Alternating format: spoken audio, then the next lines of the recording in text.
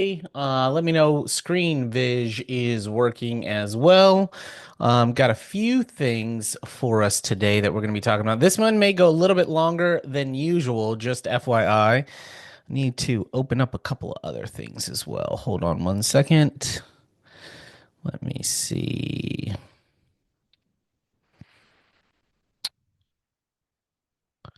All right, perfect. And one more thing. Where did that open up? All right, great. So, um, and you know what? I'll slide this over to this page so I can keep an eye on it. Okay, great. So, let's take a look at what is going on. Daryl, not as of right now. Okay. Eric, I'll share that with you here in just a second. Really great eye, my friend. Great eye. That's gonna be my shameless plug in about 5 minutes. All right. um. Daryl, not as of right now, there isn't, but I am.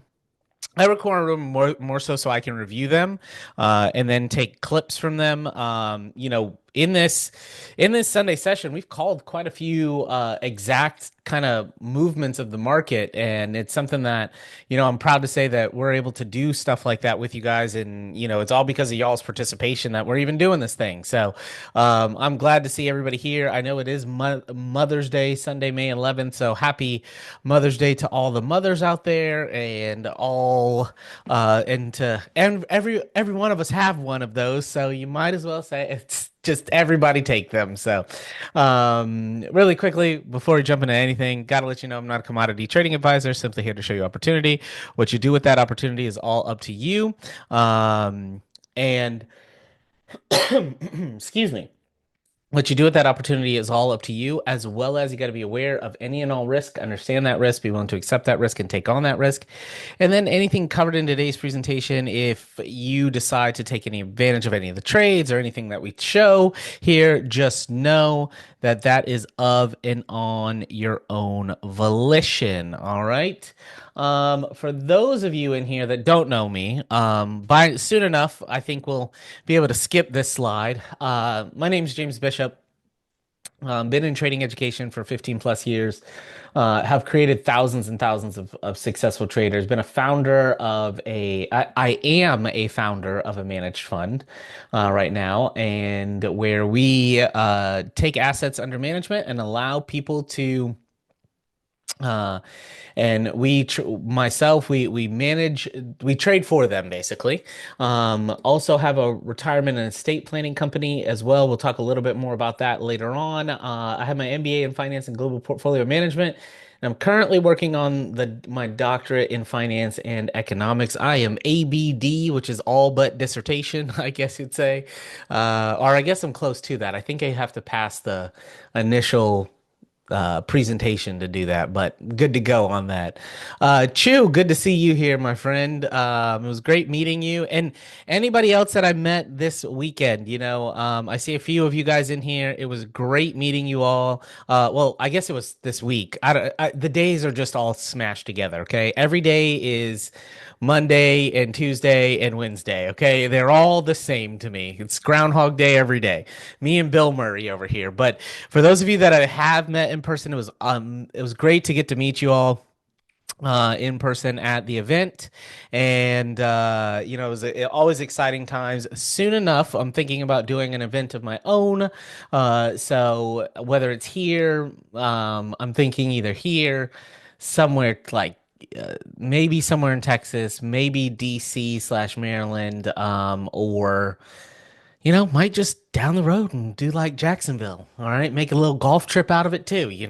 um, but really quickly, the purpose of this, right? The purpose of these sessions are to give you guys market insights, to showcase some of the tools that I use every single day in trading, talk a little bit about economics and what's going on in the market so you can be prepared for the week ahead and also learn from you all. Now, quick housekeeping item that I'm going to do. So I have a Discord channel, okay? we got a lot of people on it so far, and I want more in there as well. So, let's see. I am going to create an invite. Now, the thing is, if you've already joined, you're good to go. But if you haven't joined, this invite is only good for 7 days. So I'm going to send the link to everyone. It cost $0 and 0 cents to be in this Discord. Okay. And I promise you, I'll exceed that value tremendously. Eventually, just so you know, you'll start seeing this stuff come in here a little bit more, which is this is like news alerts, okay? News alerts coming in. And what I'm gonna eventually do is I'm going to start a kind of like a newsletter service where every day the reason why it's called TNT is tomorrow news today. And I'm going to bring you guys tomorrow's news to every single day and share that news with you, invite you. You'll be able to have actionable items. It'll be like a 1 to 2 minute video breakdown and maybe a little bit of a write up down there as well. And then the other thing I want you guys to do, because I don't, the thing is I love it. I love it. Mavinder, it is James. I don't know why everybody calls me Jeff. I have no clue. I think it's because that other guy who was all over YouTube and Facebook and TikToks and all that. The name is James. Okay. No worries, Mavinder. No worries, Mavinder. But this is a absolute free Discord. I love that people are chatting in it, and that's what I want you to do, right? If you guys got questions, if something comes up in your trading day, if you're on charts and you're like, "Hey, this isn't making sense. I don't know why I lost here. I don't know why I won here." Whatever, just throw it in there, right? And either myself or other people, I want to create like a community of traders, right? Not just like a I'm the only one that knows anything kind of person. No, I want people to be interactive with each other because, we have people that go to masterminds and people that are 10 years in their trading journey and people that are 10 days in their trading journey and people that are 10 minutes in their trading journey. And I want you guys to all kind of, create a really big community around this. So, really, really kind of pushing this. I'm also going to be sharing a lot more information in Discord as well as the days and weeks and stuff go by. So there's my shameless plug. And it's funny, we got like 10 people that joined right after I sent that message. So I'm going to send it out one more time. So there's the Discord again if you need it. But join, join, join. Do not hesitate. And then I will send out messages pretty much every other day, if not every day. So just let you know, John, amazing, my friend from Aberdeen. Oh, so first and foremost, my wife and I, we love Scotland, John. We've gone one time and we stayed in Edinburgh and loved it. I mean, it was like the running joke. Should we, oh, it would be nice to have a house here. It'd be nice to have a house here. And then next thing I know, when we're on the plane leaving, we were both looking at houses in Scotland as like hey, maybe we should do it now and rent it out for whatever. But I absolutely loved it. I know Aberdeen's a little more north, if I'm right, right, John. But just love the area, beautiful country, amazing people, great food too. And so my wife and I, who knows, maybe I'll be there again. I'm thinking about this summer going up there. There will only be probably 2 sessions over the next few months that we won't have, just so you know. One of them, my in-laws are going to be celebrating their 40th wedding anniversary in a couple months, so I will be going there for that on the Sunday evening, and then another one will be around the weekend of July 4th. After July 4th, I'm gonna probably be traveling that day. So those are the only two that I foresee us not having in the near future, but I'll remind you guys of those closer to as well. So let's get on into it today. Okay. So the first thing I want to talk about is kind of, I don't know if you guys have heard about this. It's really under the radar. It's crazy that, not a lot of people are talking about this stuff, but I don't know if you guys have heard, but there's this little thing called a tariff that people have been talking about lately on the news. You have to really dig very deep, about as deep as a puddle on a hot summer day. But it's just a ton of going on. So wanted to just do a couple of quick updates, and we're going to get into it. So, first, the deal with the UK, right? We know that that was signed on Friday. Was it Friday or Thursday? One of those two. And we had the deal with the UK kind of went through. The US initially had a 3.3% tariff, and that is now a 10% tariff. And there are some like not odd. There are some points about the tariffs as well that I have come out. Like, for instance, on cars manufactured in the UK coming to the US, there's a 10% tariff on the first 100,000 cars, then a 25% tariff on anything over 100,000. And that will be hitting. And then additionally, this was kind of the catalyst of the news. So I saw Olga, I believe it was, typed in a little bit earlier, gold futures dropping. So is the fear factor down? And then also mentioning like the way futures started, does it look like it's blowing off? The VIX didn't move much. Absolutely, I understand that. We're going to talk about that here. So really what came out was this, right? This came out literally 2 hours ago, right as market open. Huh. Wonder if that has any timing things that came out of there. Could have released it at any point in the day, but guess what time it was, right? Just as market opens, right? Just as market opens. Um, so, US and China reached important consensus in trade talks. Chinese vice premier says the US and China made substantial progress and reached an important consensus in their trade talks. Chinese vice premier Hin Lifeng said following high-level meetings over the weekend. He describes the discussion as candid, in-depth, and constructive, saying both sides agreed to establish a trade consultation mechanism for future discussions. So, you know what this means? You know what this means?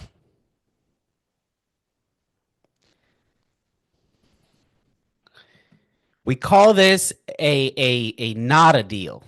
Okay. It's a hold on one second.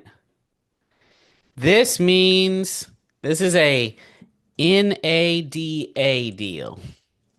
Because this means not a damn thing, okay? That's what that is. All right, if you ever hear somebody wanting to give you a not a deal, that's it doesn't mean a damn thing. This and a dollar will leave you dead broke, okay? But it creates sentiment. Pretzel talk, I love it.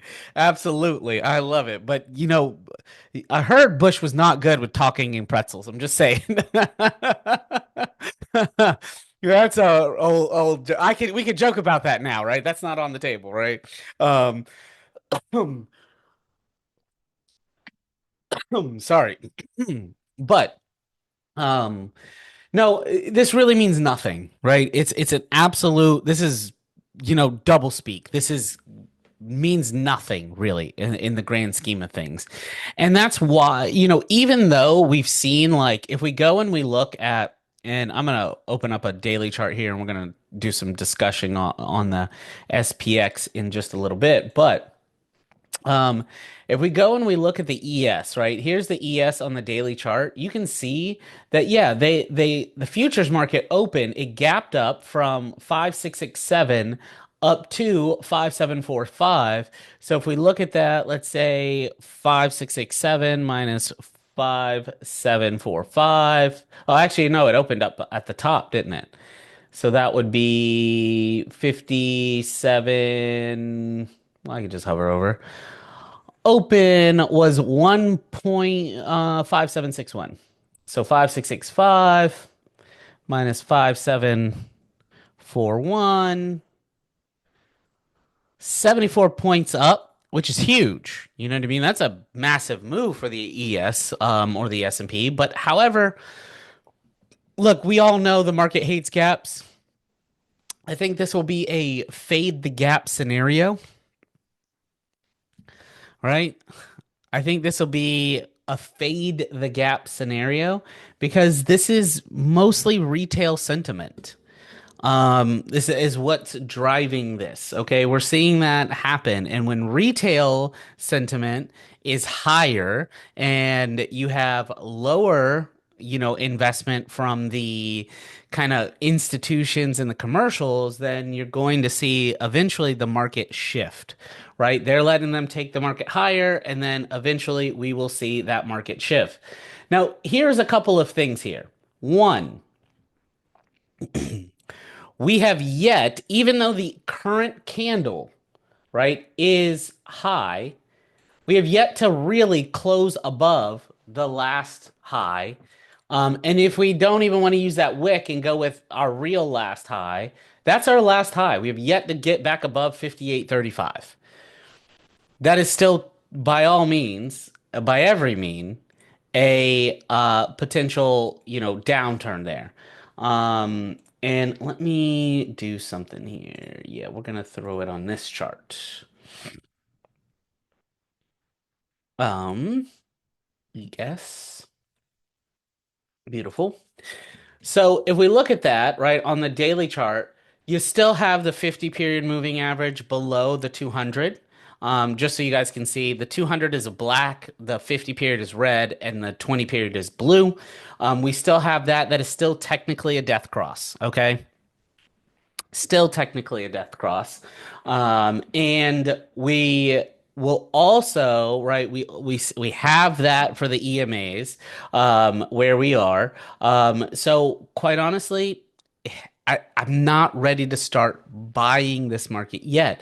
If you are looking to buy, just do it on a shorter term so there's not like a ton of risk, and do kind of short term little bites out of the market, right? You don't want to take a big bite and choke on, on what you're trying to catch in the market, because it's just not gonna, it's too, there's not enough directional bias to move. Okay.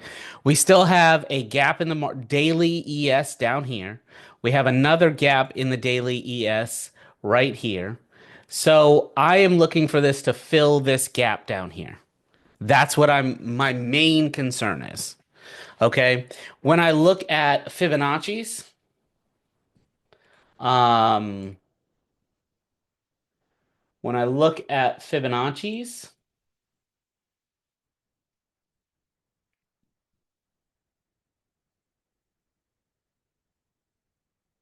and I go here, and if we go down we to this, we can see, hey, we had a ABCD. Here's where we go. And then if we were to look at like a monthly fib, it would look, or a weekly, it would be something like this, right? So a weekly fib, and you know what? That does not look good. So let me undo, undo, undo, undo. And I'm just going to spread the large one, the weekly fib. So this is your weekly Fibonacci. We're still in a downtrend, right? And we're still looking for this to come down here. And I've talked about this, okay? Um, I've talked about this, about multiples and things like that. How many of you, do you guys remember that conversation we had on multiples, or no? I don't mind dipping into it again if you don't know, but if you do know, we can skip. So type in no if you don't know kind of how multiples are calculated, what they mean, et cetera, et cetera, et cetera. Okay, so a Fibonacci is, somebody asked what a Fibonacci is. It's a ratio, that, how do I put this? It's a ratio found everywhere. Okay. It's in the Vitruvian Man. It's in our perception of beauty. It's in mountains. It's in flowers. It's in petals. It's in everything you can think of. There are perfect Fibonacci spirals. Even hurricanes, there's a perfect Fibonacci in it. Well, it's a measure, it's a golden ratio that is just really, really, really highly accurately finds kind of those market sentiment levels that allow us to take advantage of the psychology of the market. And it works. I've seen it work for 15 plus years, and I knew a gentleman before he passed away that traded it for 30 plus years. Okay. And it's a phenomenal way to understand the market. I believe we're going to be talking about that coming up soon in this week's webinars as well. So I will tell you, all of you should be getting emails for either Silas Peters, Tyson Clayton, Hubert Centers, or Mark Helwig, and you will be able to learn right from their webinars as well, um learn from their webinars and like learn in their education, and they'll be talking about software packages and stuff. I'm not talking about those here. So if you don't know, eventually I think I'm gonna do like a just to let you guys insight, a very inexpensive basics of trading, fundamentals of trading course where I discuss Fibonacci's. I show you how to create them. I show you how to draw them, support, resistance, trend lines, fibs, choosing brokers. What you need to know in futures, stocks, options, cryptos. Because I have all this experience, I think that there's a market for that, and I'm going to make it very inexpensive. And then for you guys, definitely we'll do something special for you. But that's down the road, so don't expect that today, tomorrow, or this week. So got a lot more to do before we get to that. But I digress there. So let's talk quickly about multiples and why that is important. So I'm going to bring up the SPX here. And the SPX, okay, is, the S&P 500. It's a contract, or sorry, it's a version of the SP that lets you trade zero DTE options on the S&P, but there's also, it's a good measure and it's a great way to kind of show, so I don't have to type in like SP50 and do like the CFD. But I can do that, but they won't let you use candlestick charts for that. So that's why I do the SPX, because they let you have candlestick charts. Don't ask me why. I don't know. Look, I don't know. But let's talk about multiples. How many of you, so multiples, how many of you have heard on CNBC or Fox Business or your favorite letter channel where they say, oh, Google is trading at an 8x multiple and or 8x PE or something like that. How many of you have heard that statement on one of those letter channels before, or you've read it before, right? So let's talk about what that means, okay? Um, so let's take a stock here, and I'm just going to click on one that I'm looking at. Let's look at, Disney or Datney, whichever one you want to, but we'll go with Disney right here. Right? Disney is at have heard it plenty, right? All the time, multiple times. I see what you did there, Thompson. I love that. So Disney is trading at $105.94 right now. Let's just hypothetically say so we looked that up and that was trading at 8x multiple, right? Let's say that that's what that it was trading at. Okay. What you then do, actually, you know what? Let's do this. Why are we going to make this difficult on ourselves? We're going to call this a 10x multiple just for simple math. Okay. So what that means is the stock is valued at 10 times the amount of net profit of the company.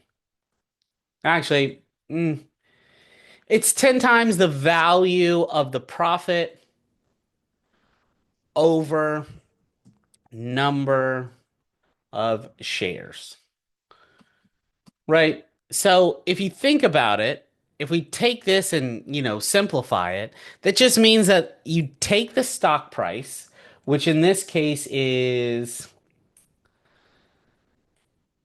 105.94. And we're going to open up our calculator here. And what we do is we take 105.94, 105.94, we divide that by 10. So that on a per share basis, without any multiple or anything like that, okay, um, you're at 10.594, $10.59, okay? And if you are, and that gives us our real price without any multiples. Does that make sense? Yes or no?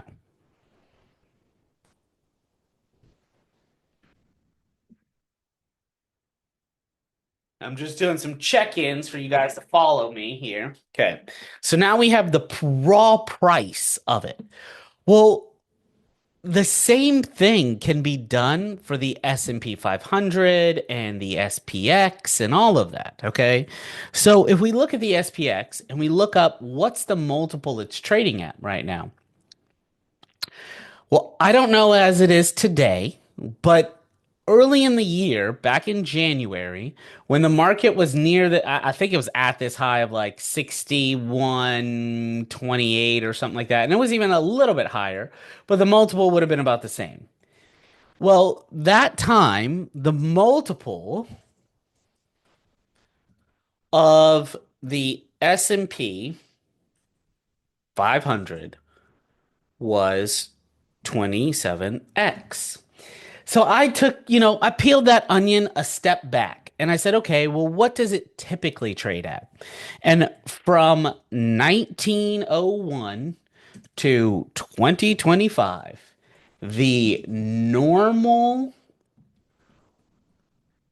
range that the SPY tr normal, I should say, normal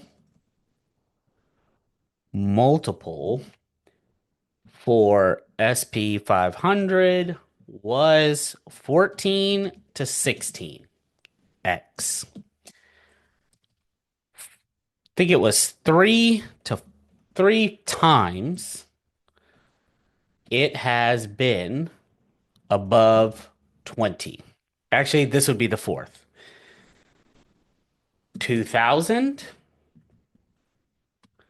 2008, 2000, oh, 1929 and 2025.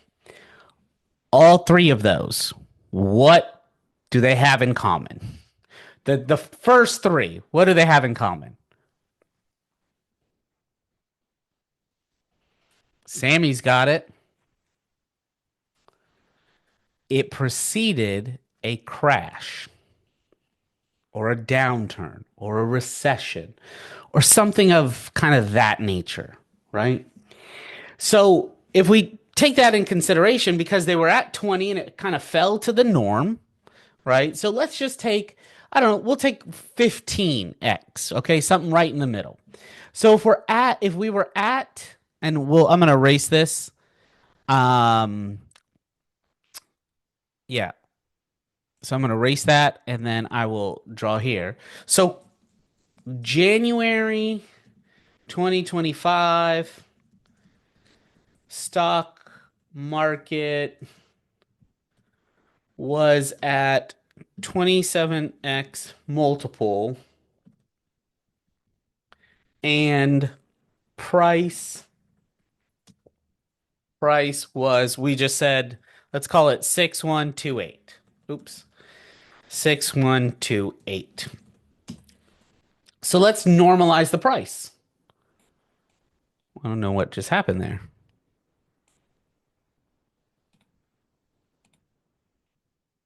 I don't know why that went away, but okay. So we'll go 6128, divide that by 27. That's $226.96. Now, how do you get this? Okay.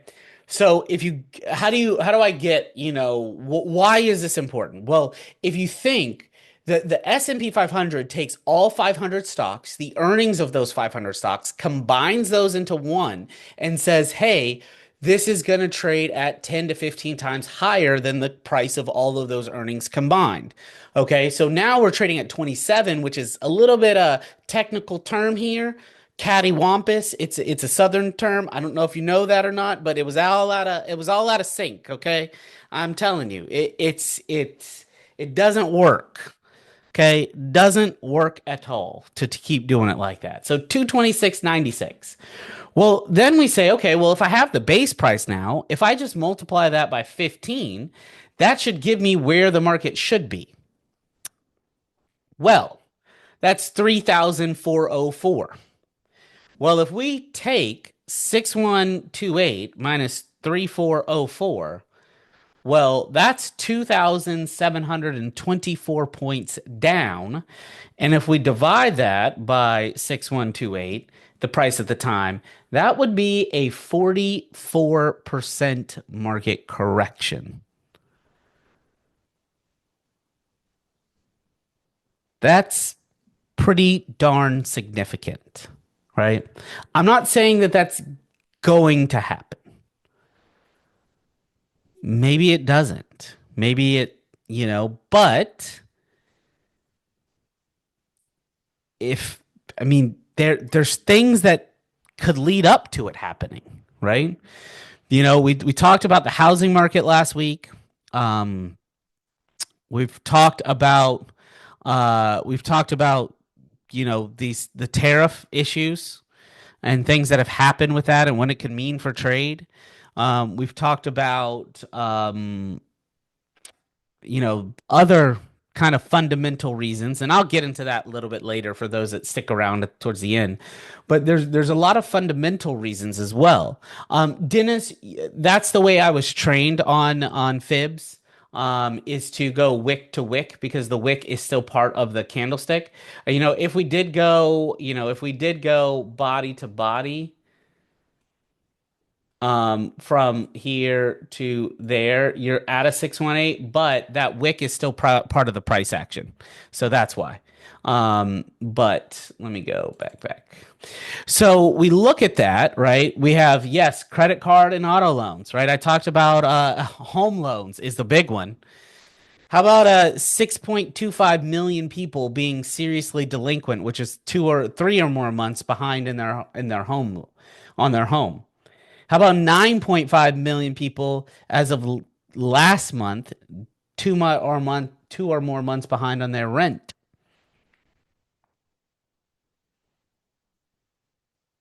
Right? That gets pretty scary, And then I want to lead into, and we haven't talked about this yet.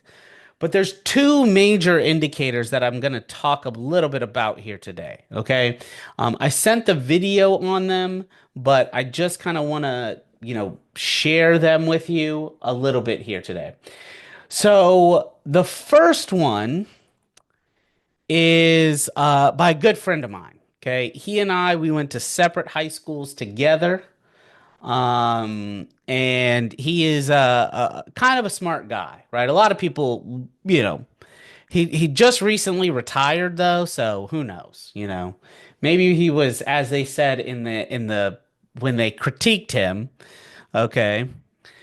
Um, maybe Benoit, so I have a chat and a Q&A.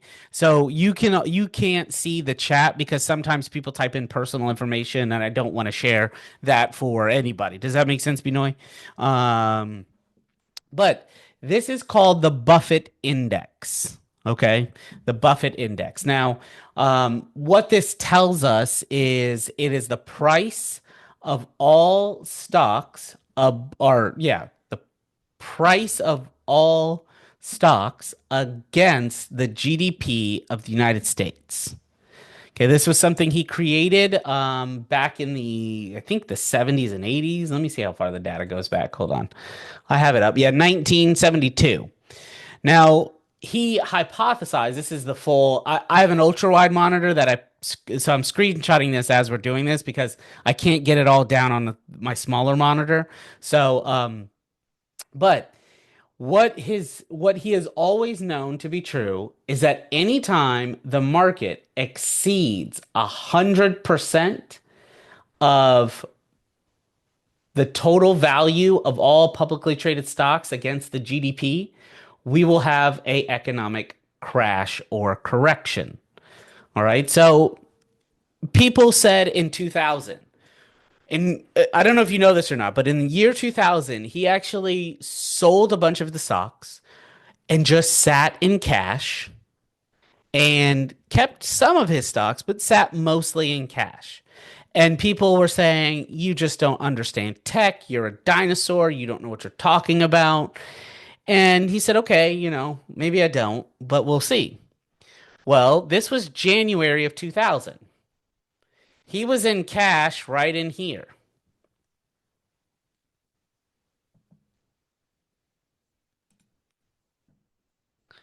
And look what's happened, right? Yep, he went into bonds. You are correct. SP went into bonds and T bills and things like that and the TLT. But he's also sitting on cash right now. In 2007, right? We exceeded that 200, we exceeded that 100%, and bam, we crashed on down. Okay. How about if we go and we look at 2000, and that's 2007. Then we had a run up. The market was euphoric, and he had an amazing quote. And I'm going to go over this quote again later on, where he said, "Look, people often overestimate the good times, but underestimate the bad times. But we exceeded the number, and look what happened. We crashed and corrected. We exceeded and corrected, exceeded, and this is 2019 right here, and then a big market correction, and we are sitting at 200%. What we haven't done is come back to the mean average yet. And I don't know if we will, but we at least need to come back to 100%. Right? We were sitting at 200% as of January, February of this year when he started going into T-bills and all of that. And then bam. Okay. And then bam, he shifted. And so it just gives you insight of that. Okay. So, but it was above 100% from 2004 to 2007. Yes, exactly. That was that euphoric times. And that's why he said, people often overestimate how long the good times will last. And in good times, you need to be preparing for the next downfall, right? You need to be moving your stops up, watching your trading. Don't risk too much. Deploy less capital. Don't be extremely aggressive, because you know what really separates the traders that get it versus the traders that don't? The ones that are, has anybody heard the stat that 9 out of 10 traders fail? Yes or no? Anybody ever heard that stat?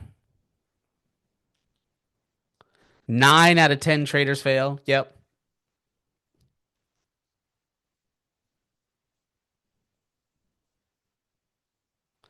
Well, look, the reason why the 9 do is because, as Maynard Keynes said back in years ago, the market can remain irrational longer than you can remain solvent. And then the other thing he said is that the other thing that Buffett had said is that you have to be like a buffalo in the market, not a cow, right? You see, a cow when a rainstorm comes through, they try to outrun the rainstorm. Never going to happen. A buffalo faces it head on. So you want to do, while everyone else is buying, you want to be looking and preparing for the selling opportunity. And when everybody else is selling, you want to be looking and preparing for the buying opportunity. And I'm telling you, right, we're going to get that buying opportunity soon. When? I don't know, but are we done from falling? I don't think so. Okay? I don't think so. He said maybe it was because he did it that it dropped. You know, honestly, honestly, no, it couldn't be that. And I'll tell you why. Because back in 2000, he wasn't as the biggest player that he was. Remember, he didn't become a billionaire until age like 56. And he didn't become like a multi-billionaire until 2008. And he didn't become a three-digit billionaire until like 2012. Okay, so it was all in the last little bit. He's only been in a few. He's only been, in that area for probably 30 years now, 40 years now. So it's one of those things that it's just an insightful tool to help you analyze when a market correction could come. Now, I'm not saying that it is, but then I look at another person, okay? Now, so if you've ever worked in real estate, and seen the Case Shiller home price index, it won a Nobel Prize. Pretty significant when you say. Won a Nobel Prize for economics. You know how rare it is to get a Nobel Prize for economics? They don't just hand those out all the time. You got to do something pretty crazy. And Schiller also had a secondary index that is heralded by every major player in Wall Street. And this is called the Schiller Pricing Index. Okay, the Schiller Pricing Index. And what this does is it takes the PE ratios of all of the stocks and divides it by the average PE ratio for all 500 stocks at one time. Okay. Now, whenever this gets out of whack, in January of 1929, we had this tremendous spike up, and we all know what happened.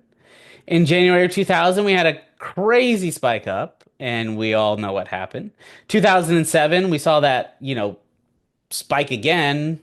And that was more so a reflection from 2000, right? That was a secondary fall off from that as well. I actually can tell you guys one of the craziest things. You can actually look at the Thai bot, how it impacted the U.S. dollar, and it changed and created more liquidity. Banks cash is a liability to banks, so they had to go make more loans. Those loans became riskier, and that led to all of the crazy defaults that we got. Okay. We can go through that history another day. That'll be, that's one of my favorite things to lecture about. But I was just, perusing the Schiller. Oh no, this is still Disney. Wow, I did that, huh? Let me see if I can find it.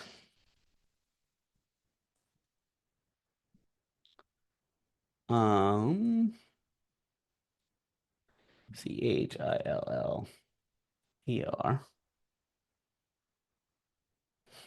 Hmm. Give me a second. I'm gonna find this. How did I do that? Because I want to share with you the Schiller PE ratio. Yeah, that's it. No C. Schille. Schiller. And let's go PE. And we have it by month and by year. So here it is by year, right? It's not quite up to that 2000 peak, but we've exceeded the 2019 peak. And I just don't, I kind of think that this is going to continue to pull back a little bit. And look, I'm not here to spread doom and gloom. It's not what I'm here to do. Because as a trader, do you care if the market goes up or do you care if the market goes down?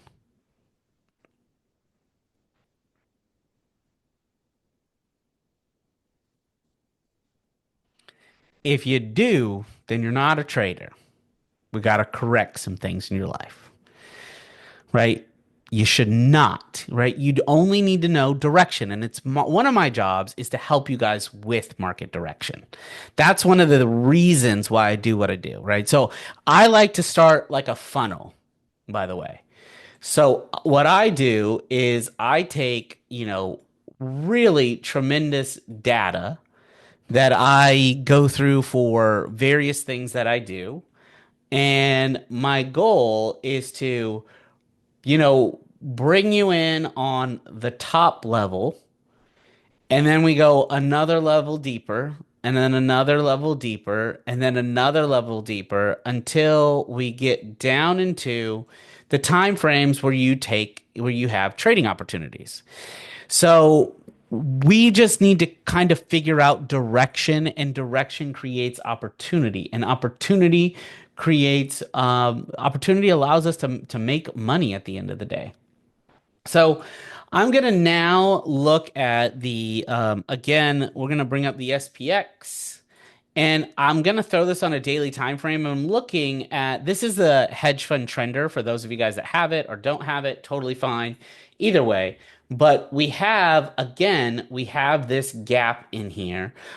We had a blue dot. This is a very simple look. I will tell you that, guys, this is a red dot, blue dot system. If you see a red dot, you sell. If you see a blue dot, you buy. Red dot, you sell. Blue dot, you buy. And so, as you can see, right, we got that blue dot, we pulled back, and then we rallied up. Totally fine where we are. However, I do, we'll see getting to this midpoint. We always see some interesting action here. And who knows if maybe we rally back up. But as you see, we're turning down here. We are seeing as well shifts in momentum amongst others, right? And if we add on, I'm going to add on a second indicator that I like to use, which is market energy. This is by far and away one of my favorites.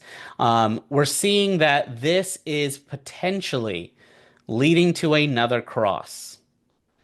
If red crosses above green, we are selling again, and just get ready, okay? Because I'm going to teach you guys probably the best line that I guarantee you will remember when it comes to trading. Bulls climb stairs and bears fall out of windows. Okay. So it takes a lot to buy, but man, when that market falls, does it fall? I mean, it's kind of like growing your account and then that losing trade, right? Tell me it's not like that, right? When it takes a long little steps to build equity, but man, one bad trade and you throw it all away. Am I right? Everybody agree with that? Yes or no? That's one of my favorite. A good friend of mine, Chris Pulver, taught me that. He said that to me. That's stuck with me ever since. But so we're seeing on the SPX, like, hey, I'm cautiously still buying. Now gonna look at Forex Factory here, as well. And Forex Factory, if you don't know, guys, it's a great news site. It's not about just trading and just Forex. It's actually it's all about financial economic news that helps drive the market. Okay. So last week we saw the federal funds rate come out on Wednesday, 4.5%. We saw manufacture or ISM services up a little higher. Unemployment claims, those were right around what was expected. And let's see. Then this week coming up, we get our first kind of reads of inflation. Now, caution here. Actually, you know what? Yeah, caution. This is a big caution because this measure of inflation, it creates volume, it creates sentiment, and creates volatility on the retail side, which will move the market quickly. Okay. But if we're looking at the Fed Reserve uses what's called the price consumption expenditure measure of inflation, which is a PCE number. That comes out at the end of the month, not the beginning or not the middle, like we see here on, May 13th or whatever. Okay. Um, So let's talk CPI. CPI stands for Consumer Price Index or Consumption Price Index.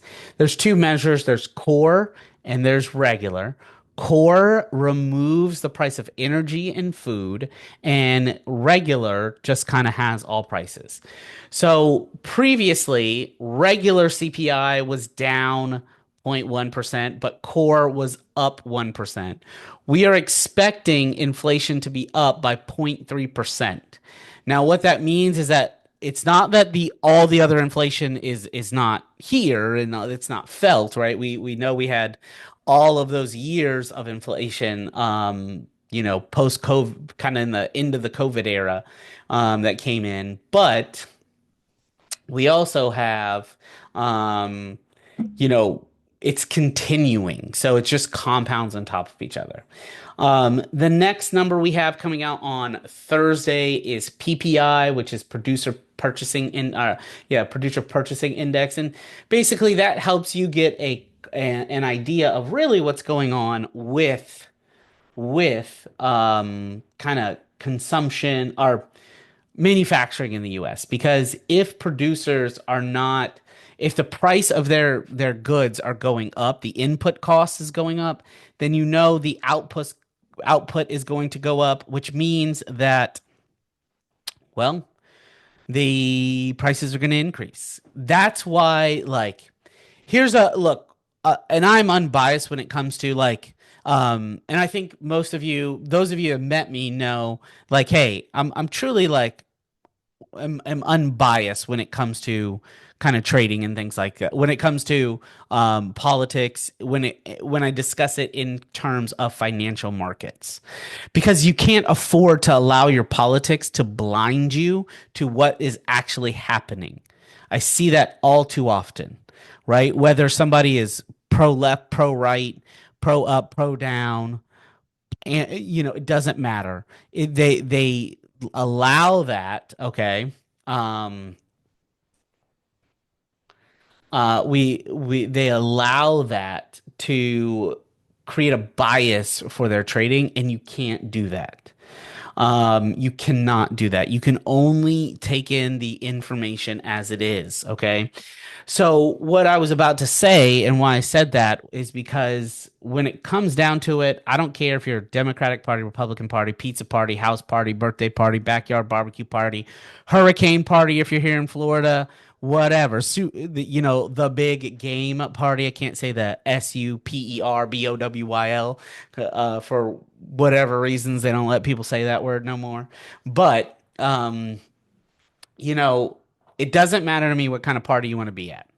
Don't care. In this webinar, we are all the greenback party, the money making party, the tick party, the pip party, whatever kind it is, the price action party. Okay. So that's what we are all about. So when I say what I'm about to say, I just leave that in there. So, we all understand. But when it comes to manufacturing in the United States, we don't have kind of the wealth of raw materials that a traditional manufacturing country would have. The reason why manufacturing was so huge here in the, let's call it 50s, 60s, 70s, is not because of labor costs or anything like that. You have to look at what happened in the 30s and 40s to figure out why manufacturers moved to the US in the 50s and 60s. I don't know if you know this or not, but there's a little thing called World War II, that kind of went on. And, we wanted to prove that we would be back-to-back champs here in the US, and we did. Well, because of the devastation and the areas needing to be rebuilt and so much infrastructure needing to be redone in both Europe and Asia, manufacturers had no other choice but to come to the US, because at the time, China, India, and other in South America didn't have the skill within the country to manufacture goods. And so they set up shop here in the US, which created, a kind of a small, another economic boom where factory jobs came to. But then what occurred was, as the US became more sophisticated, it wasn't so much of traditional, what's called low-end manufacturing we became great at. we actually became great at what's called high-end manufacturing. And the difference of that is like, let's say I have, I don't know, uh, a pen, right? I designed this beautiful pen. It's an amazing pen. It's a pen that everybody I know is everybody gonna want. So I designed this pen here in the US. I have it all the drawings specced out. I then go and I figure out how much all the materials are. Then what they do is they go to a country like China, Bangladesh, Singapore, India, Chile, and they say, "Hey, I want you to make me this pen. Here's exactly what the steps you need to do, and here are all the suppliers for the raw materials." And China goes in with this, they are amazing at low end manufacturing.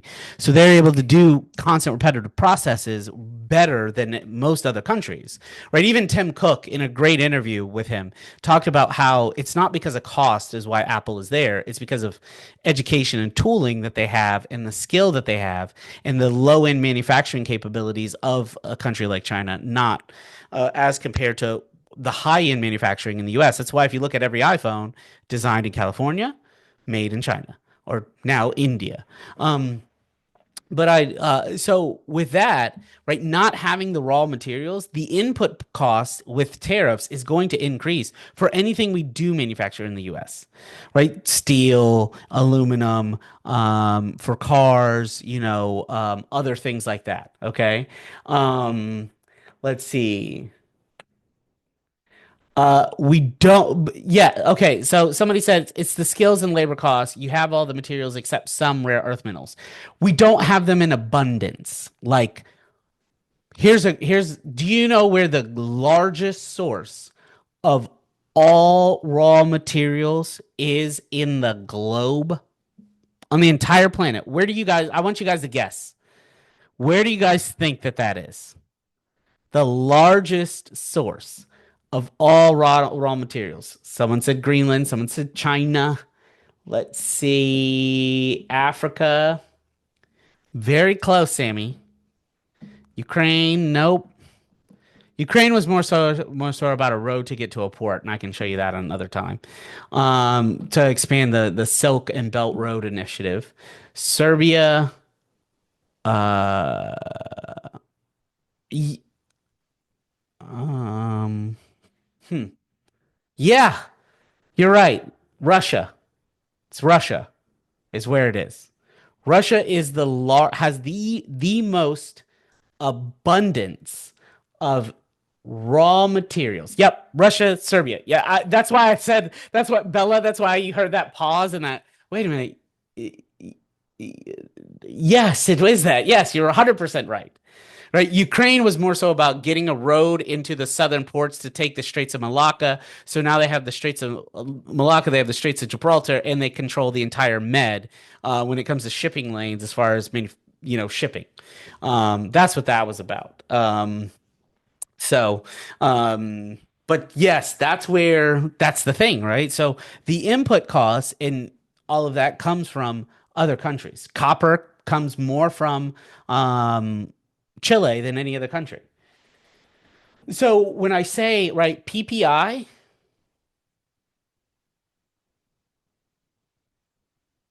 yes, it's Serbia, didn't I? Serbia. Oh, it's Siberia. Okay, my apologies. Look, American. What can I say? All right. So we're gonna go in. SP, you may want to stick around. I'm just letting you know. We're gonna go into some trades and stuff like that. I'm gonna get some stuff from you guys as well. If you can, stick around for another 15, 20 minutes. Um, so PPI is a number that I'm gonna be paying attention to over the next couple of years. But even over the next few months, we may see this increase with tariffs. Okay, so that is kind of this week's news. Let's see. Um, and if we look, right, so I love what Trump just announced here today. He said, we saw the statements from China. Trump said, "Hey, it's going to be a total reset negotiated and much agreed to in talks with China on Saturday. Officials to meet again on Sunday. Meanwhile, what we see here is something entirely different. So who knows? Maybe the truth lies in between somewhere, right? They obviously want to come off as powerful. We want to come off as powerful. So it is what it is. But somewhere the truth lies in between. That's what I always say. Let's see. The Chinese state news agency says trade war was about more than tariffs, offers support for globalism. Interesting. Interesting. Japan Prime Minister Ishiba calls for elimination of all tariffs in trade negotiation with US. So we see cash stockpiled on the sideline continues to grow despite equity markets rebound. What did we just talk about? I mean, Bloomberg's now reporting it, right? That is the Buffett index. And let's just be real. When the person who has made more money in the US stock market than any other person in history says, "Hey, I'm going to move my money off the sidelines," probably, maybe a good idea to move a little bit of it, I don't know. Maybe a little bit of it should be moved, right? Um Now, let's get into kind of some trade setups and picks for the week, okay? I am gonna start with the ES and we're gonna look at the daily, right? So, I see that, hey, look, we've kind of have the green pushing up, the red is down, obviously with that gap up, right? But if we go to a 5 minute chart, notice who just took control. Market Energy says bears are in control, right? We got the red sell button right there. Okay. So when I look at that, I see this thing, as I said, fading the gap, right? So if you, depending on how you trade or whatever, if you trade pre-market or something like that, take a look at this. You may see like a selling opportunity from anywhere where we are. If it breaks below, you could do like a limit order and say, hey, sell below 5739.75 and close out down here, right? If I just did a market order, let me see how many ticks that is. 5684. That would be a cool 253 ticks. Okay. That would be a cool 253 ticks. And that is nothing to shake a stick at, my friends. That is absolutely nothing to shake a stick at.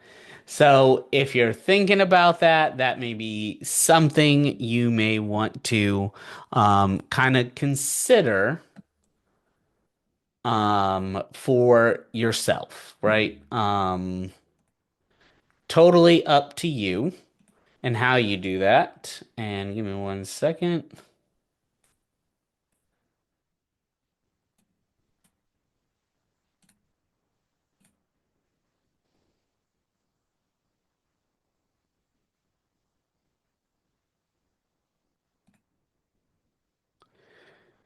And all right. So now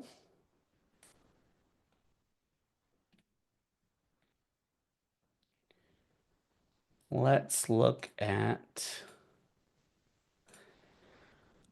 I know what I want you guys to do is go ahead and kind of type in the chat box some ticker symbols and things that you guys want to look at as well. I see Tesla up there. I know Google's a popular one. I'm gonna take a look at the NQ and gold as well. CVNA. Good old Carvana. That's a not one of those. That's one of those that hurts me. Huh. Whew, does that hurt? RGR. I we'll get into it here in a second. Hold on. Let me go CVNA. And the reason why that one hurts so bad is back when, I think it was like 2000 or something like that or 2020. Yeah, down here, I bought it at like 10 or 12 bucks. Got out at like 50. And man, dumb move there. Dumb move there. Um, All right. Uh, so let me delete, and we'll start here. I'm gonna throw on my look. I'm gonna use Market Energy and Hedge Fund Trender because they work and they work for both. Now, if you are a hedge fund trender trader and you throw it on, Smart Trader or Trading View, I uncheck that. This is me. It's what I do. I unchecked exit and I uncheck the exit because all I want is the dots, really. I don't care about everything else. Looking at a daily chart, we haven't gotten the sell dot yet, but Market Energy has shown us the sell. We're probably going to fade this gap right in here, be around 262. That's what normally happens when you have these gaps because the market hates gaps. So we'll probably fade that gap and then kind of find some flat days and see what happens here. Just like why we filled this gap, right? We gap down, the market pushed all the way down to here and then filled the gap. That's what the market does. And as you see, we're gonna probably push down, fill this gap, and call it a day. Let's take a look at Tesla. Tesla, I really do like. I like that I do forecast that it will come back. However, I do think we have one gap down here left in this chart. Well, actually, two. You have one down here at 173. Actually, no, that one was filled right there.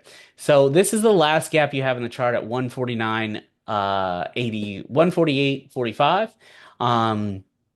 I think we get another push down in Tesla, right? You saw they missed earnings again. They missed deliveries again. Orders are down. People are canceling cars. Used cars are sitting. They've cut prices again now. They constantly are lowering things. So just know that. So I think there is a chance that we see Tesla push down into that 148, 149 mark. I have a pending buy on it at like 200 because for me it's like a $50 downturn is not going to be the worst, and I think I have a second buy at like 150. So I'm looking at Tesla as a push downward first and then upward. It has broken, I will say this, look, it has broken resistance there, right? It broke through that level of resistance. It's established a new high. So could it continue to push up? Yeah, it could. But am I worried about it? No, because I know it's not going to go to, 600 before it pushes back down. And if it falls back down below 271 or around 271, I may dip my toe in the water, right? I may dip my toe in the water. Look, on a daily chart, I couldn't call that a long-term trend line. If you want to, feel free. Right? So, maybe I'd throw that on there. That's not what I wanted. Huh. And that's not what I wanted either. All right, no worries. So let me just go back to Trend Insider, or hedge fund trender. Um, so in looking at that, I'm just kind of like, hey, if this pulls back, perhaps we get perhaps we see this, push down a little bit lower. Maybe we don't. I'm not worried either way. Look, I will say this, Tesla's one of those stocks that everybody I think should own a little bit of. Okay? Everybody think should own a little bit of. But they're missing earnings, they're missing deliveries, they're missing everything. And Elon is back focused on that. Let's see. Okay, Liliana, I sound that. So, John, you cannot join. Well, look, it's like a $5,000 a month subscription. If you feel like you want to pay that, you can. For FactSet. He just asked me about FactSet. FactSet is like $5,000 or $10,000 a month now. I get it. I get it because of my fund, and I manage an endowment fund for a university. So they want me to have the best of the best. So they pay that cost for me. So that's why you come to Sunday sessions, buddy, and I'll give you anything you need off of there for free. Okay. Except my login. So Tesla, again, it's one of those I think you can buy, you can hold on to. You're going to be good in the long term. Um, let's look at Google real quick. GOOG. And Google is down, of course, right? We've seen that mainly because I think search is down because of things like ChatGPT. Yeah, they have their Gemini model that came out. It's going to get a lot more use than ChatGPT because it's built into everything, and now it's like free for a lot of people. And when you're Google searching, it searches Gemini, so you get kind of a BOGO on that.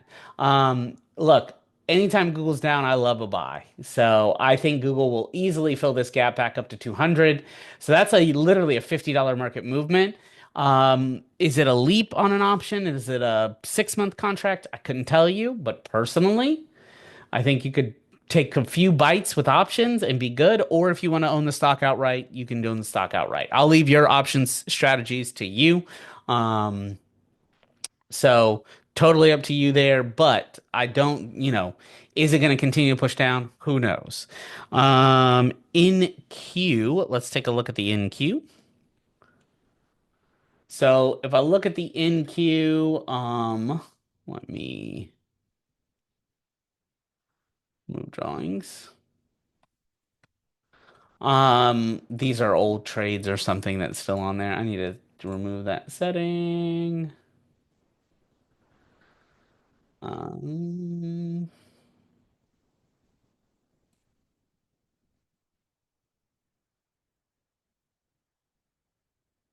there we go. So there's the NQ. The NQ gapped up as well. Buyers are still in control of the long term. On the short term, sellers, we're still kind of close, right? We haven't gotten the red dot yet to sell, but we are seeing the market kind of topping out there at 20,469. I think we fade this gap either by the morning or early in the day, is again what I think we'll see from there. Let's take a look at gold, GC. Gold gap down as well, but it's slowly coming on back. We do have the blue dot there. From that blue dot to now, that has been a nice little move. If we were to have bought that, you'd be already up $1,120 buying gold, buying GC. So we broke the wick of here. We've broken and we've made a new high. We're bouncing back off of that. If we push back above this, I would say clear to buy above 3295, back up to 3327. Okay, that's kind of my area. Um, let's see. RGR.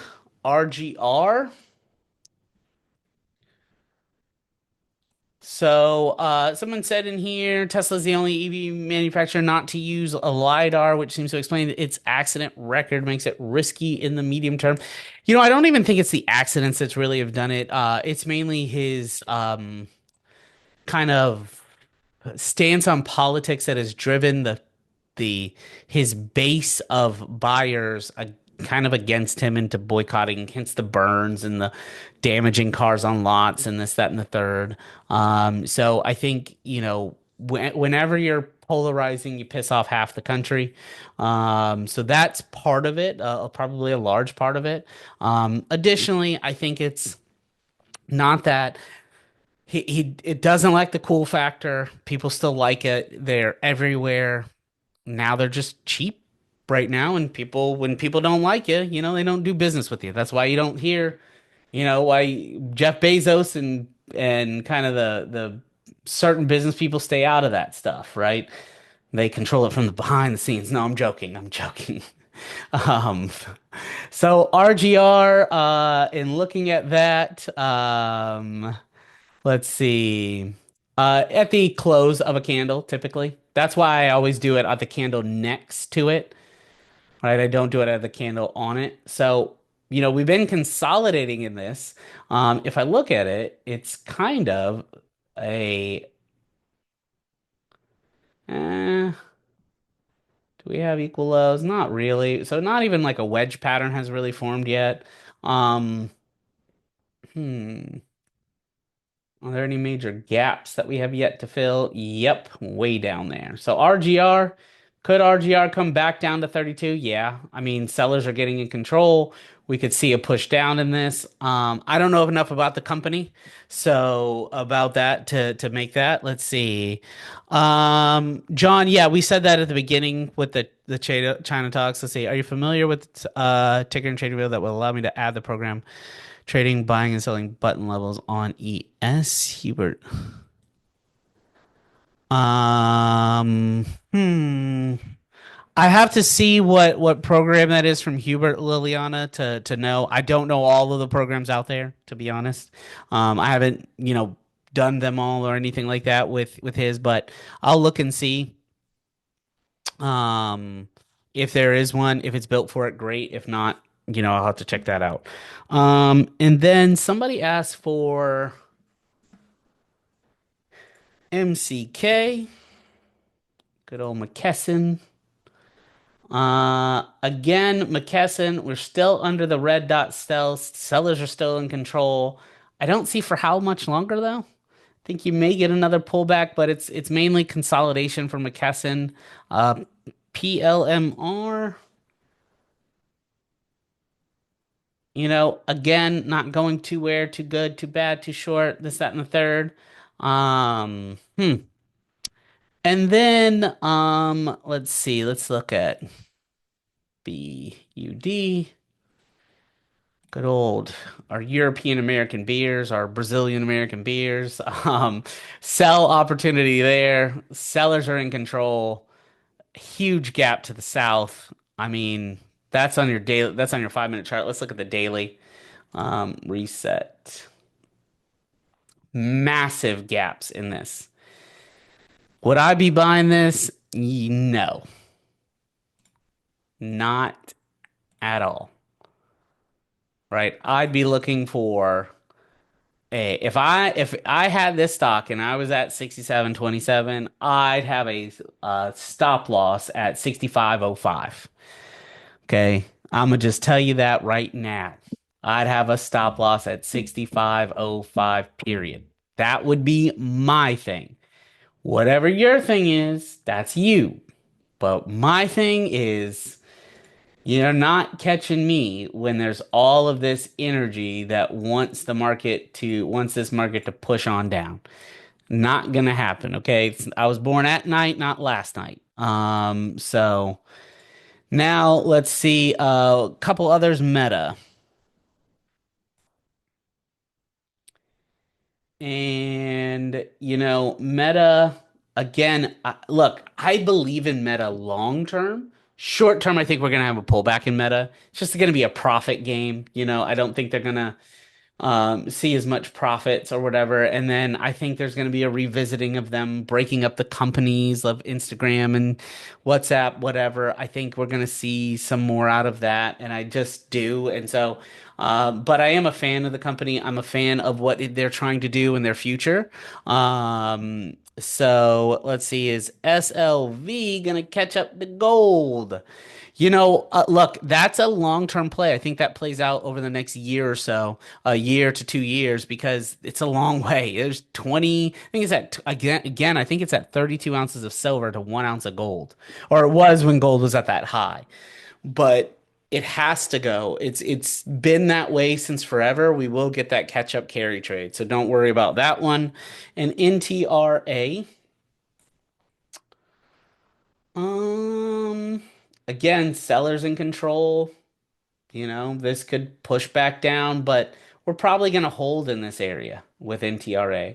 It's not going to be something that's going to, explosively grow higher or pull back. So, and then let's talk a little bit of kind of, asset management and larger stuff. How many of you have been kind of affected by what's gone on over the last few months? Actually, I got something here that I kind of want to talk to you about. Let me see, where did I put that? Okay, that's a little bit of it. How many of you are familiar with the term sequencing of returns? Sequencing of returns. Who in here knows what that is? Yes or no? No, no, no, no. Okay. So we're not going to go through all of this stuff, but basically, um, if you look at sequencing of returns, right? This is, February 19th to I think this was like in March, right? The Dow had dropped 11%, the S&P dropped 11%, and the Nasdaq had down 13%. Okay? And we've seen this, right? And look, if this should make people nervous because of this term sequencing of returns. Let me delete that and go up here. This goes back to that quote that we had talked about, um, where people often hold on to the good times too long and aren't quick enough in recognizing the bad times.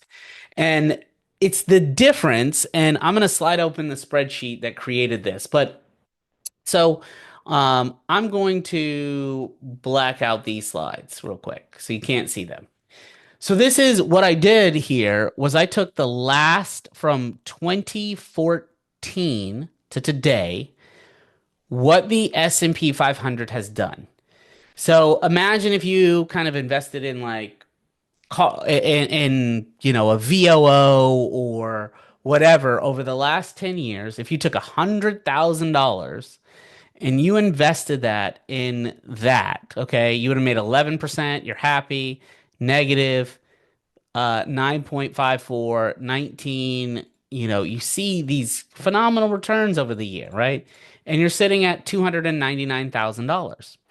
What sequencing of returns really talks about is losing in the early years versus winning in kind of the late years, right? So if I took this and let's say if I lost, you know, I don't know, let's say 2%, and then I lost 10%, and then I lost 15%, and then I won 19, I won 20, I won 12, 12, 18, 16, 4, 8, and 2.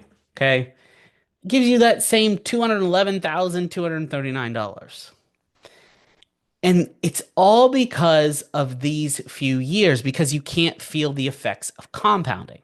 Now, what's going to amaze you is if I just change this to zero, and this to zero, we exponentially increase our gains here, right? We exponentially increase them, all because of just those zeros in those years. Now, imagine if you could turn that into 999, right? And you see that. Well, there's been a couple of different um, investments that you could have made over the last few years that could have helped you, right, with major returns. Now, one of those, I've talked to several individuals about, over the past little bit because of what's gone on in the market and what is potentially going to come in the market. And so I want to talk a little bit today about how you never have to lose in the market when it comes to your retirement. Because we're all trading to make money for now, but we all have those investments where we may want to make money long into the future, right? We all we all want to make money now, but we all have like our retirement, our 401ks, our IRAs, and things like that. And whether you do whatever, right? I just want you to have the information so that way you can make the best decisions kind of for you as well and how to invest and protect your money to get results. And when I say results, this is an actual screenshot from my client. Okay, this is my client's account. And in the month of September, he generated 24.76% return. In the month of October, 33.27% return. And in the month of November, 19.98% return. Now, this was split amongst two investments. One outperformed the other. And then in probably 6, 12 months, the other one will outperform the other one, right? But this person has $144,193.41 if they had invested 100 grand in that investment prior to just those 3 months. And the amazing thing about that is that this is now what's the new high watermark in their account. And it is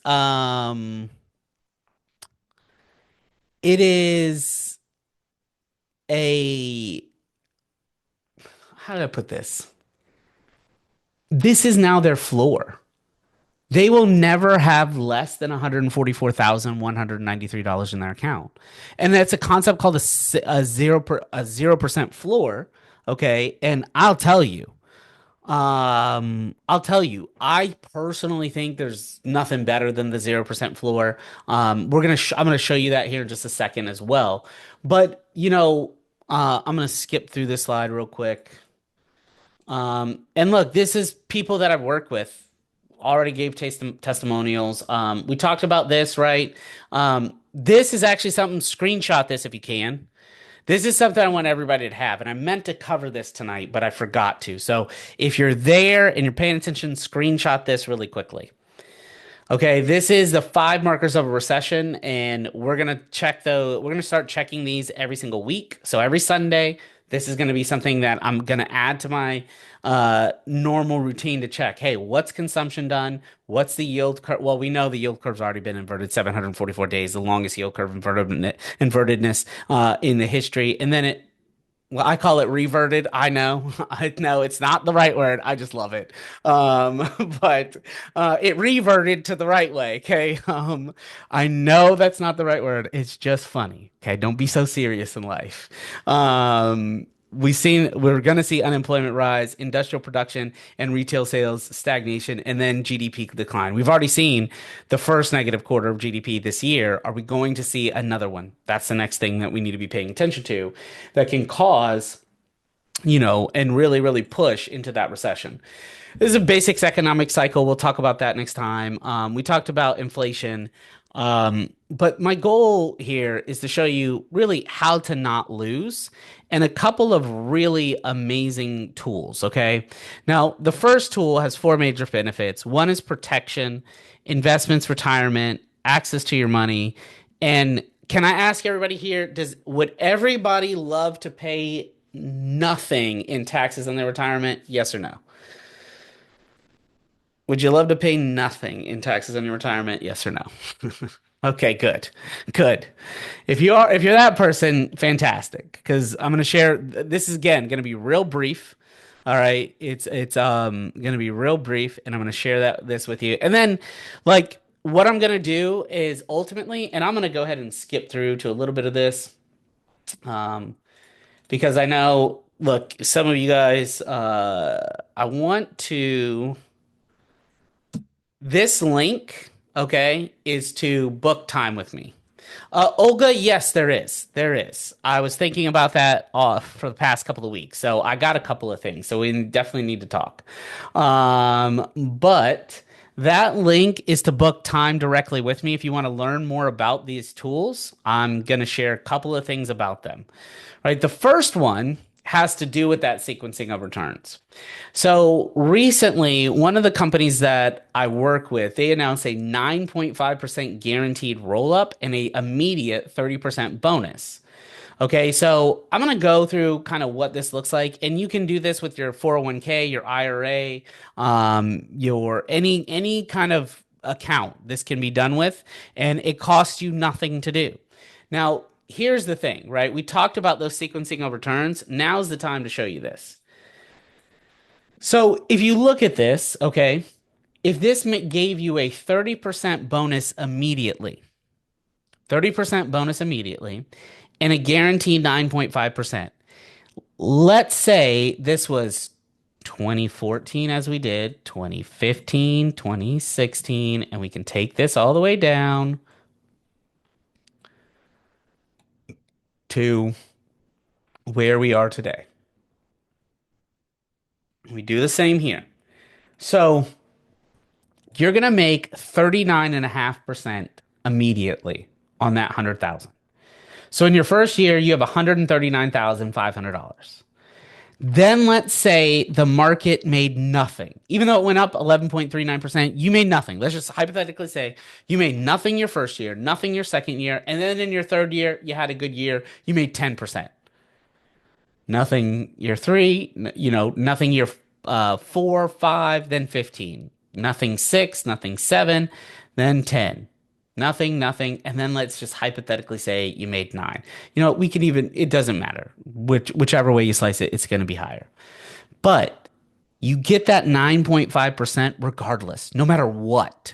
That is a look, I can show it and I can say it guaranteed. That's guaranteed. Okay? So 9.5% guaranteed return here. So imagine, folks, that you put in the same 100,000 and you either put it into a mutual fund or an ETF on the S&P for for those 10 years, or you put it into this product for 10 years. This is going to sound real stupid here, okay? I'm going to make the font on this number and this number the same, okay? I want you to type in an A if you would rather have the 559 or a B if you want the 299. You tell me, A or B, which one is it? Now, Bella, great question. Do they guarantee principal? Yes, they do, Bella. That you have a 0% floor, which means that you will never, ever, ever lose a penny no matter what the market does. You have a guaranteed floor rate every time you're credited. So initially, your floor rate every year is reset and guaranteed every single year. So you can never lose that money. Of course, it's nearly a dumb question, right?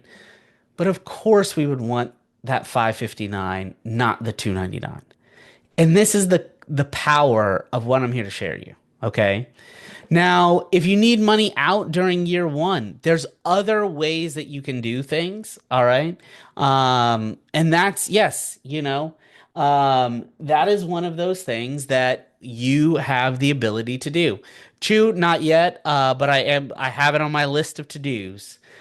So don't you worry. I'm going to be checking on that this week and we will be talking. Right. So, and it doesn't matter how much you have. I have been able to help a lot of individuals. Okay. I have been able to help a lot of individuals regardless of their situation. So this again is to book time with me. Oh, I got it up here. So if you want to learn a little bit more about that, you can book time with me here. But I want to discuss one other quick thing. Why is that not copy? Copy. Paste. There we go. That's the calendar link to book time with me. You can also use this QR code if you just want to hold your camera up to the phone. And Abby, yes, 100%. Your heirs get the money if you pass away. Okay. Okay. 100%. You'll be good to go. Don't worry about that. Um,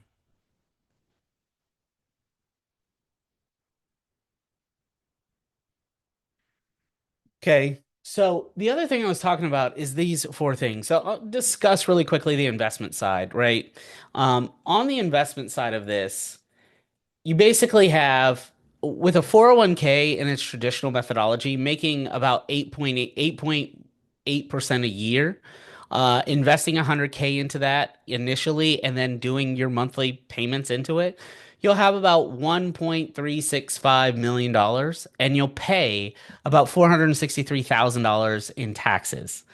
And your balance is going to be $901,000. Now, this is where things get crazy because if you think about this, right, that's the tax rate that it is now. Guys, do y'all know what just recently happened in Canada? Have you, I don't know if I have any Canadians in here, but man, my condolences. First of all, I just recently realized that the tax rate for the highest tax rate in Canada is now 52%. 52%. And do y'all know what the capital gains tax rate is in Canada? 66%. So if you trade and you make, let's say you made $100, you get to keep 33%, $33.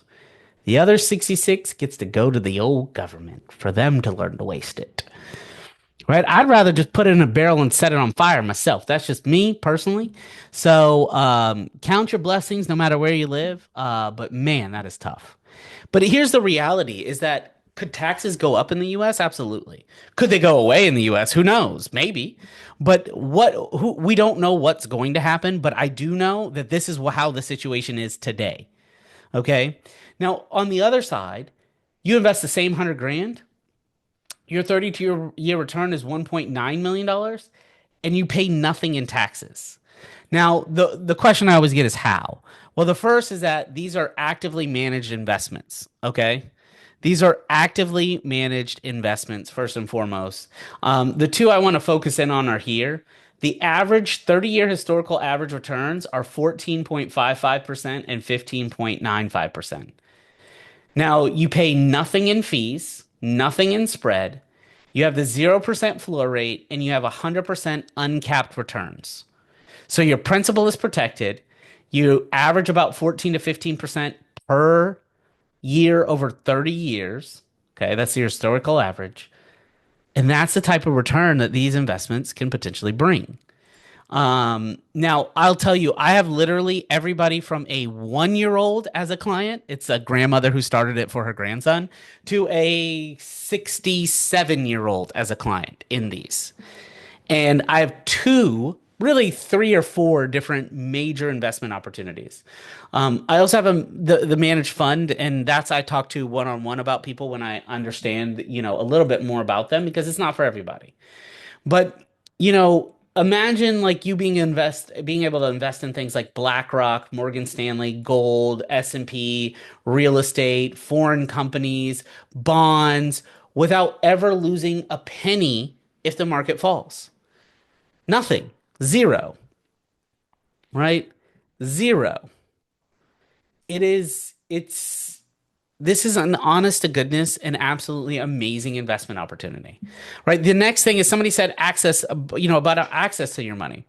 Well, this is just kind of a hypothetical situation, but let's say you did need money. In your first 10 years, you borrow out from this net surrender value at 0.9% interest.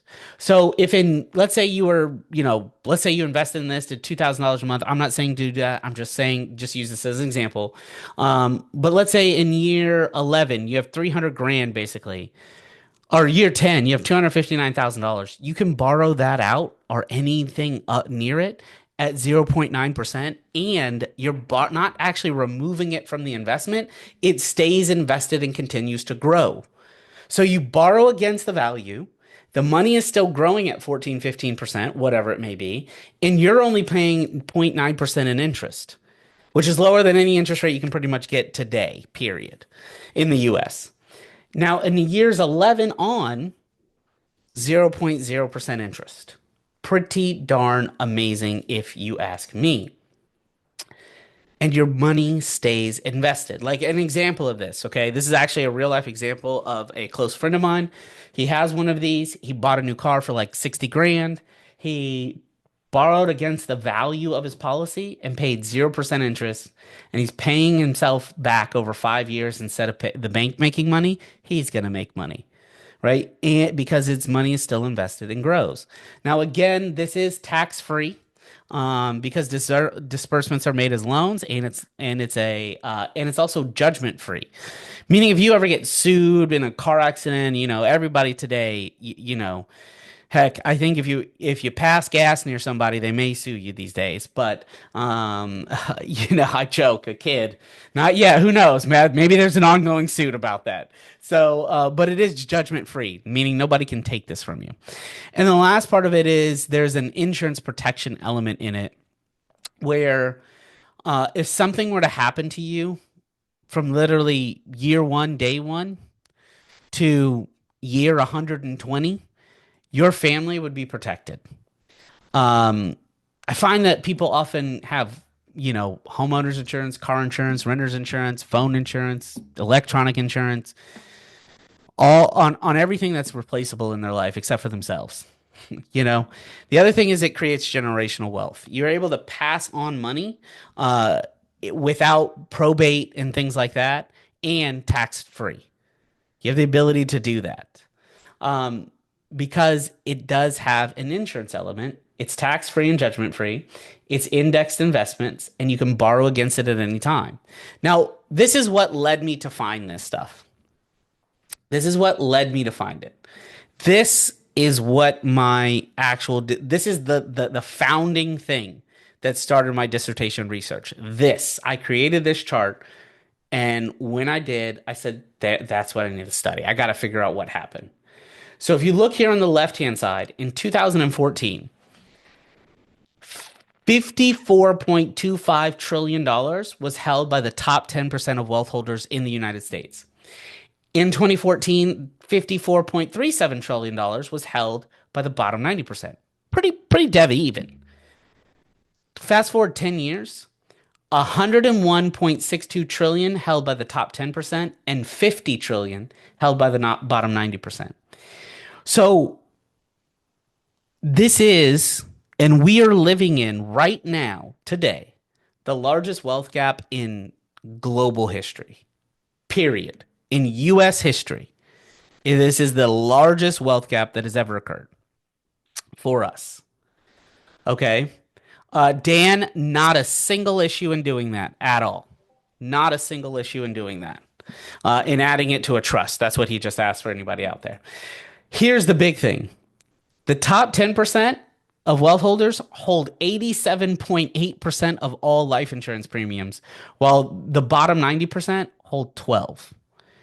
Guys, when I broke it down, I looked at credit card debt, I looked at debt per person, I looked at real estate debt, all sorts of everything, investment opportunity, everything. And there were some small differences that could explain like a 5, 10, 15% variance. But there was nothing like this. This is the only aspect of it that I've seen. And it's because of how wealth can be transferred and grow, and then money makes money, right? Imagine investing. Imagine this for a second. How good would your trading be if you knew no matter what, right? No matter what, if you bought right here and the market dropped, you lost nothing. But when it went back up, you made a whole bunch of money. And it allowed you to reinvest at the lower price. Like, if every day you could lose nothing in your trading, do you think you would be a profitable trader? Yes or no? If every day you could lose nothing in your trading, do you think you would be a profitable trader? Yes or no?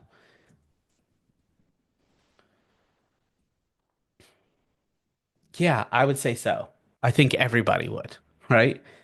So it's almost like a dumb question to ask that, but yes, of course, right? Now imagine being able to do that. So now usually I get, the why haven't I heard about this before? Well, one, it's marketing. If everybody had this, it's one of those things that's just, it's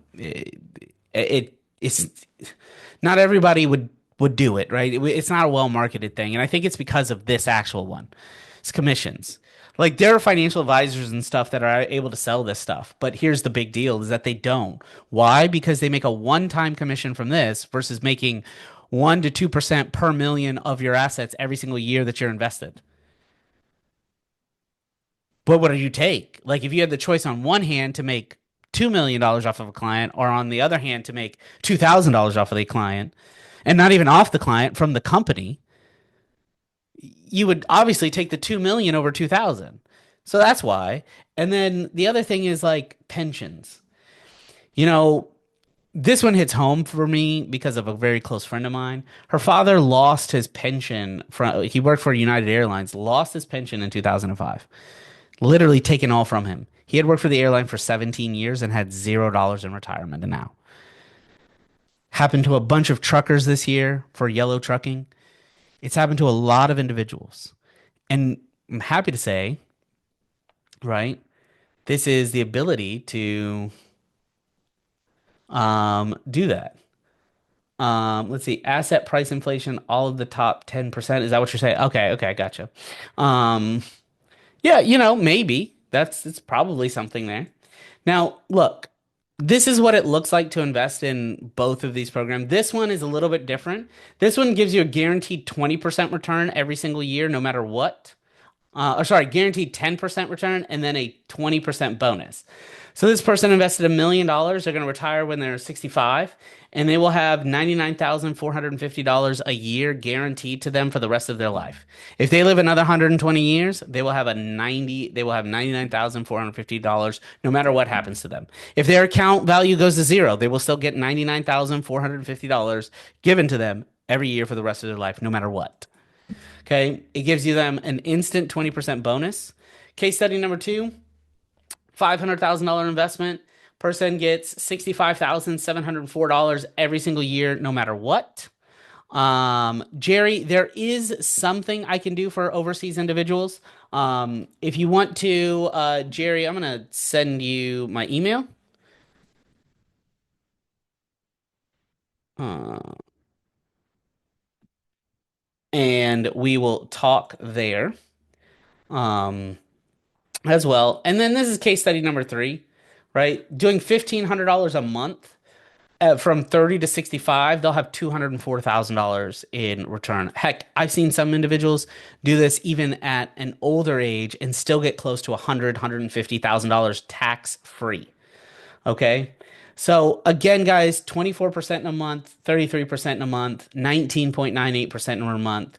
This, you don't have to worry about if there is a downturn coming because if you invest right, you don't have to do it.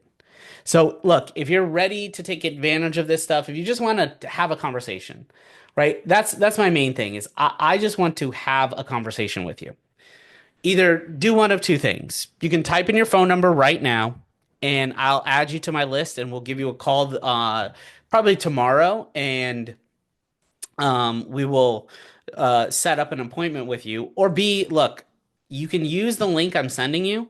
When you click on that link, it's going to bring you to this Calendly page, and it just allows you to book time directly with me. Okay. You can book time directly with me any day of the week. I have time slots available for you. And you can just select any time slot you want. And you're good to go from there. So book that time with me now. Utilize the link. And if you want more information, let's have a conversation. Even if you don't believe in it, I would book it because then we can see what's going on for you. All right. So, appreciate you all for being here with me tonight. Want to wish you guys health, happiness, and success at trading. And I will see you guys in another webinar. Well, I'll see you all next Sunday. That's for sure. I hope you guys learned a lot. I appreciate you guys being here tonight, and I will see you in a few days. So have a good one, and I will talk to you soon. Bye for now.